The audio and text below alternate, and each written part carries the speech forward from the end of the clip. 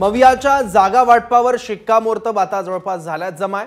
कारण महाविकास आघाडीकडे जागा वाटप करताना दोन फॉर्म्युले आता ठरलेले आहेत। मवियाचा वंचितला सोडून 22-16-10 हा फॉर्म्युला जवळपास निश्चित झालाय। वंचितला सोबत घेतल्यास 20-15-9-4 हा फॉर्म्युला जवळपास निश्चित असेल।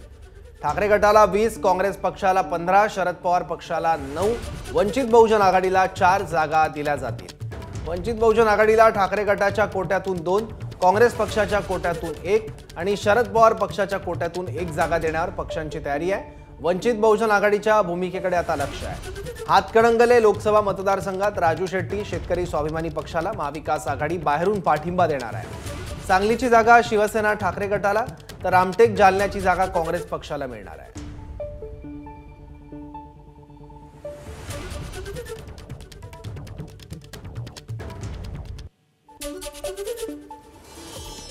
वंचित सह मवियाचा फॉर्म्युला जो ठरलाय त्यानुसार शिवसेना ठाकरे गट 20, राष्ट्रवादी 15 आणि काँग्रेस 9 तर वंचित 4 असा फॉर्म्युला आहे।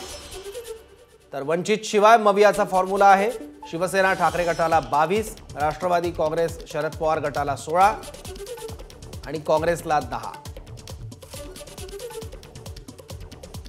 तर मवियाच्या संभाव्य जागा कोणत्या आपण बघतोय। ठाकरे गटाला एकूण 22 जागा देण्यात आल्या। त्यात जळगाव, बुलढाणा, यवतमाळ, वाशिम, हिंगोली, परभणी, छत्रपती संभाजीनगर, धाराशिव, शिर्डी, नाशिक, ठाणे, कल्याण, पालघर, मुंबई उत्तर पूर्व, मुंबई दक्षिण, मुंबई दक्षिण मध्य,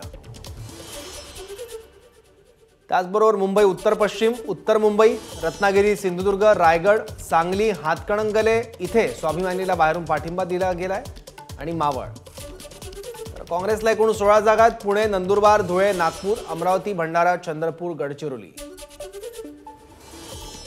तसंच जालना, नांदेड, लातूर, उत्तर मध्य मुंबई, कोल्हापूर, सोलापूर, अकोला, रामटेक। राष्ट्रवादी काँग्रेस शरदचंद्र पवार पक्षाला 10 जागा। शिरूर, सातारा, बारामती, माढा, रावेर, दिंडोरी, अहमदनगर, बीड, वर्धा, भिवंडी। एबीपी माझा, उघडा डोळे बघा नीट।